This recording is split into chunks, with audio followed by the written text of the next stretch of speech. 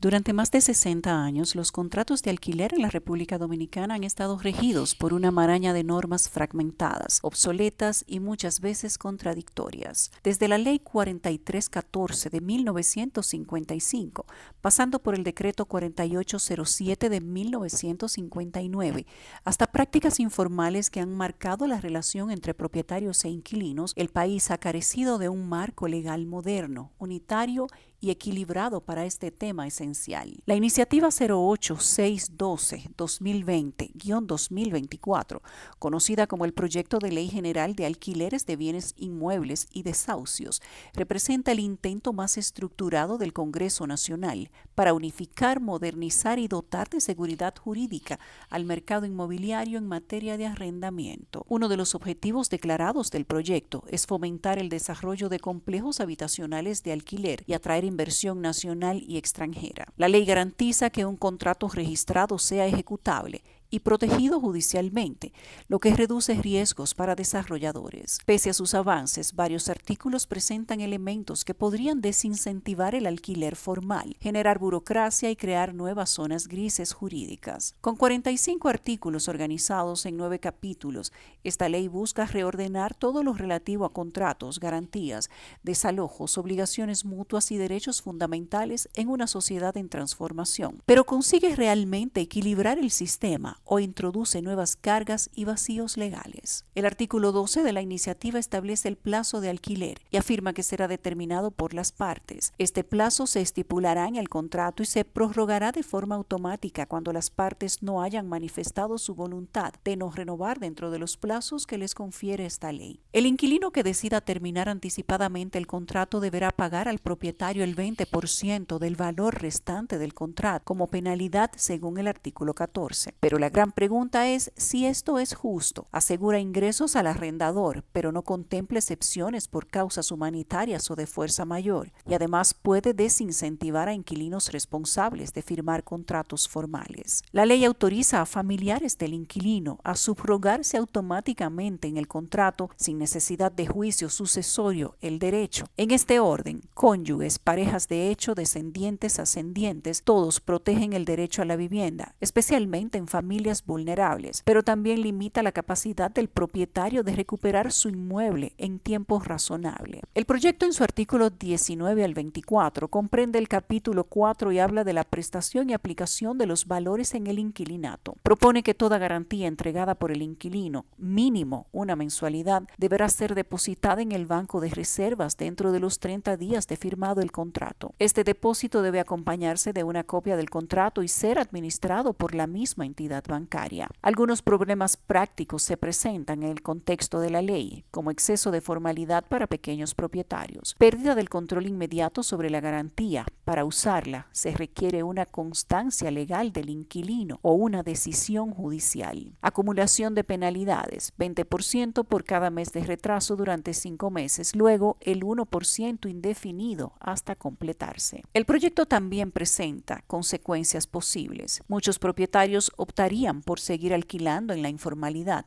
manteniendo la inseguridad jurídica que la ley intenta erradicar. El artículo 25 establece las obligaciones de los propietarios y estipula los propietarios de inmuebles destinados al alquiler. Aunque no exista un pacto expreso entre estos, están en la obligación de garantizar el uso pacífico y legal del inmueble durante todo el contrato, entregar el inmueble en buen estado, salvo que el inquilino acepte repararlo, no interferir en el uso del inmueble, salvo por reparaciones urgentes o necesarias, y cumplir con las obligaciones adicionales establecidas por la ley o el contrato. En ese orden, el artículo 26 y 27 habla de las reparaciones necesarias en los inmuebles y establecen que el propietario debe realizar dichas reparaciones necesarias para mantener el inmueble en buen estado, sin aumentar la renta, salvo que el daño sea culpa del inquilino o éste tenga la obligación de repararlo. El inquilino, por su parte, debe informar al propietario sobre reparaciones urgentes en un plazo máximo de 5 días. Las mejoras hechas por el inquilino quedarán a favor del propietario, salvo un acuerdo contrario. Uno de los artículos controversiales en este proyecto de ley es el 31, donde se establecen prohibiciones y se queda prohibido establecer como condición exigir no tener niños o establecer discriminaciones relativas a la etnia, sexo, credo o condición social. Así, el artículo 32 establece que si el inmueble alquilado cambia de dueño durante el contrato, el nuevo propietario debe respetar los términos acordados con el inquilino y solo podrá terminar el contrato según lo establecido en esta ley. Por otro lado, en el artículo 33 se establecen las obligaciones de los inquilinos y entre ellas están pagar el precio del alquiler en la fecha convenida, dar al inmueble alquilado el uso exclusivo convenido en el contrato, conservar el espacio en buen estado, no realizar modificaciones que alteren la distribución, restituir el inmueble al propietario o representante legal al final del contrato. Otra prohibición la estipula el artículo 34, que es la de subalquilar, una atribución que se subrogan algunos inquilinos y que va en perjuicio del propietario. La iniciativa en su artículo 39 establece que todas las acciones legales relacionadas con contratos de alquiler, como desalojos, resolución anticipada, devolución de depósitos o prórrogas, se regirán por esta ley. El tribunal competente será el juzgado de paz del lugar donde esté ubicado el inmueble. Las sentencias de desalojo del juez de paz se ejecutarían de inmediato, aunque se apele. No obstante, el inquilino podría evitar la ejecución si deposita en el banco de reservas el doble del monto establecido en la sentencia. Así lo establece el artículo 40. El alquiler de viviendas en América Latina se regula de manera diversa, aunque muchos países comparten principios similares en protección al inquilino. En Argentina, por ejemplo, la ley de alquileres establece contratos mínimos de 3 años, ajustes semestrales regulados y obliga a registrar los contratos ante la AFIP. En Colombia, la ley 820 del 2003 regula el arrendamiento de vivienda urbana, estableciendo derechos y deberes tanto del arrendador como del arrendatario, así como límites a los aumentos anuales según el índice de precios al consumidor. En México la regulación varía por estado, pero en general los contratos deben establecer claramente la duración, renta y condiciones de rescisión. Además, se protege al arrendatario frente a desalojos arbitrarios. En Chile, a su vez, la ley número 18101 establece normas claras sobre los contratos, duración, garantías y procedimientos judiciales rápidos para desalojos. Aunque cada país adapta su legislación a su realidad económica y social, una tendencia común es el fortalecimiento de mecanismos legales que promuevan el equilibrio entre la seguridad jurídica del propietario y la estabilidad habitacional del inquilino. Algunos aspectos que podrían ser observados para el reglamento de aplicación de esta ley serían crear una plataforma digital única para registrar contratos,